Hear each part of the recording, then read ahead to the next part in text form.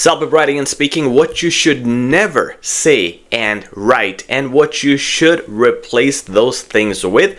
Today's lesson is very interesting, and we got 10 really important lessons I got to talk to you about. Starting with this one. It says, I prefer option A. It saves money. It also saves time. What do you guys think? Do you like this sentence? No? Well, how do you replace it? This one we're going to tackle at the end of the video. This is going to be our 10th option. And why? Because we're going to go through the first 9. We'll see how we should change our mindset for Celpip writing and speaking and how we're supposed to answer. So by the time we see this again, I want to see if you are able to answer this before I show you the actual answer. So let's get started with practical learning, starting with this kind of sentence. If this is said in speaking or written in writing, it's terrible because it's a short sentence. It says, I think it's good. That's it. There's no definition, there's no complexity, there's no range, no advanced words, no explanation, nothing. This kind of sentence is useless. If you use this for your opinions and you say, I think it's good, you're absolutely losing marks despite it having no grammar mistakes. Now, how do we fix it? Well, we want to use advanced words first of all. Instead of think, we will say believe. I believe this option is, again, not good. We're using advanced words. More beneficial. And again, don't stop there. You should attempt to do as many complex sentences as possible. Remember to keep a good mixture of complex and simple sentences. But here, if we're making this complex, we're going to say considering. And again, considering is way better than saying because. So considering, and again, look, we're now going to make this a super complex sentence, but doing it very simply by saying it not only does this, but also does this. So I believe this option is more beneficial considering it not only does this, but also does this. Now, if you can say this in a summarized version in writing, good. Use it for your opinion sentences. It's gonna look beautiful because you will have reasoning there. You'll get marks for your complex sentence, vocabulary, but also task response. But if it's too wordy, you can get rid of not only, but also. However, in speaking, it's going to be very fluent if you use the sentence, and it's going to give you marks left and right. Let's have a look at our next sentence. The man is walking. No descriptions, nothing, no detail. Instead, you want to change it to something like the man is confidently walking. So what we added here is an adverb defining how the action is taking place. That instantly boosts your marks.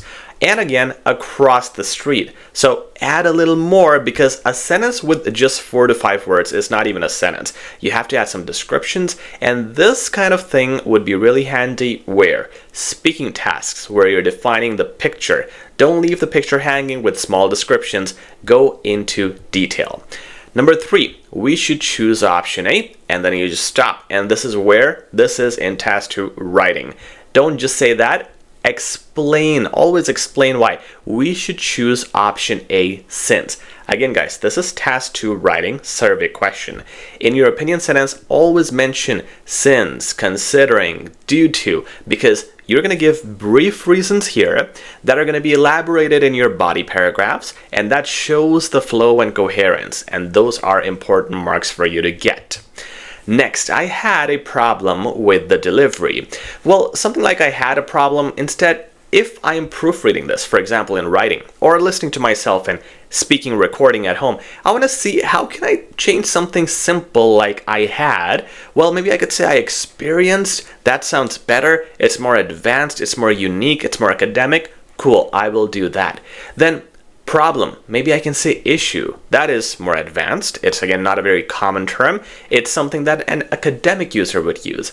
And now with issue, again, Sean said we should use adjectives and adverbs. So this is a noun right here, issue. What is the quality of the issue? It was a significant issue. That is an adjective. Okay, cool. So I can add adjectives. I can change the words to advanced versions. And now I'm going to copy the same thing with the delivery. But this sentence is a 12 out of 12. This is probably 9, 10 out of 12.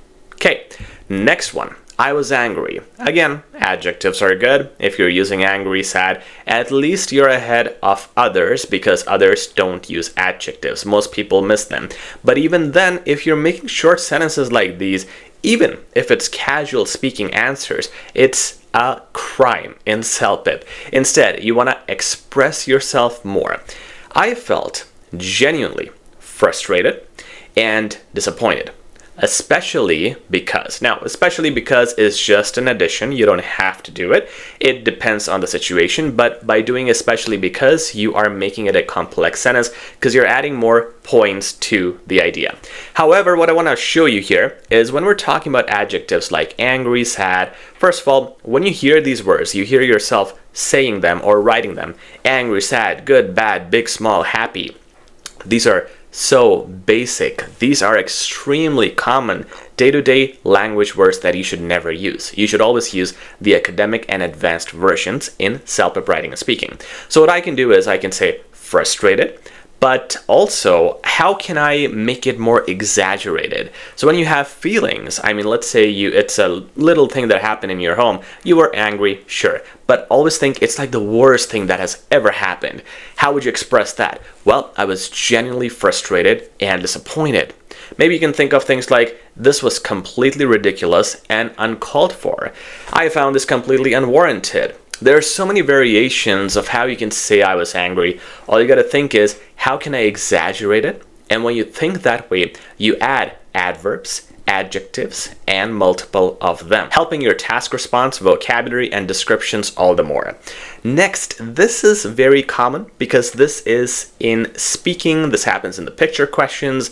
The picture shows a family. Very simple, right? The picture shows this. On the left, it shows this. Right, it shows this. I hear these sentences all the time, and we gotta change them. How do we change them? The picture illustrates, portrays, signifies, demonstrates. You can use all these words, and you don't need all of them because it's just a minute of speaking. So again, use some of them, but use the advanced ones. Here we're saying illustrates a joyful family gathered around a table. It's important to not just say nouns like this is a family, this is a donkey, this is a horse, a sheep.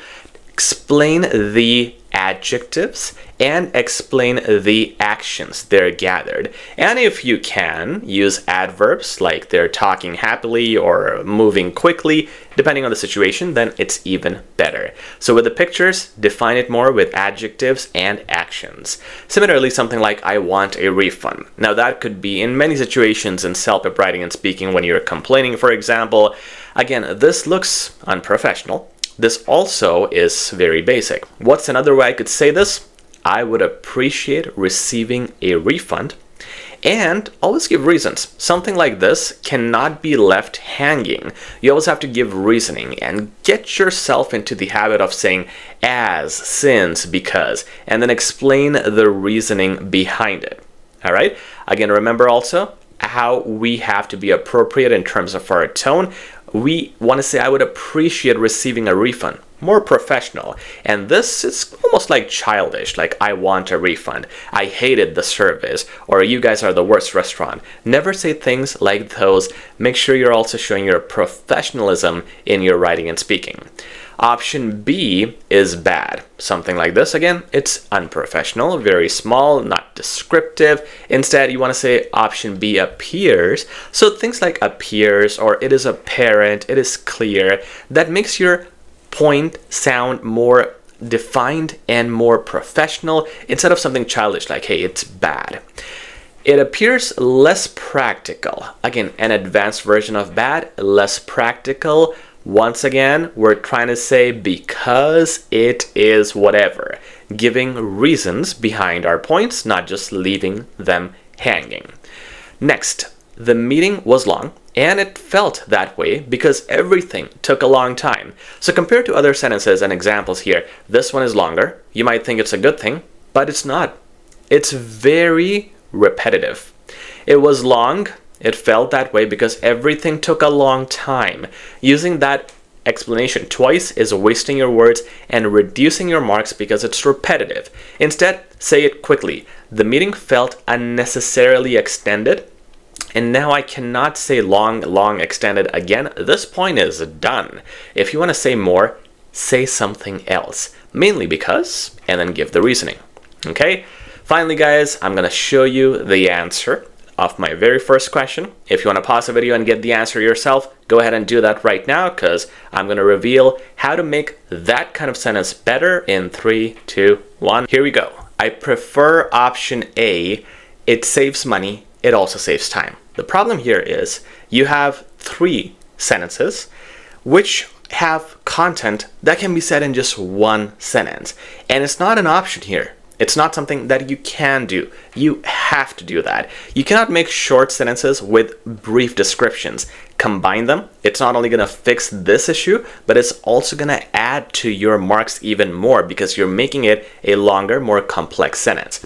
I prefer option A because it reduces unnecessary costs, saves money, while simultaneously saving time, saves time, making it a more efficient overall choice. And this is something we just added here to give it a conclusion and have our point stated this way. Here, guys, what we're doing is using while to connect 2 different ideas, and that's enough. You can actually end the sentence here. You don't have to extend, but if you extend it, my gosh, examiners are gonna just celebrate you and serenade you. I mean, they're not gonna do that, but they will love you for it, and this gives a solid ending to something like an opinion point towards a conclusion, or if you're speaking and giving up or wrapping up your idea towards the end of the sentence, it makes it a super complex and advanced sentence used by the best, and you can be the best by subscribing to this channel, liking this video, and sharing it with your friends to also help them improve their Celpip journey.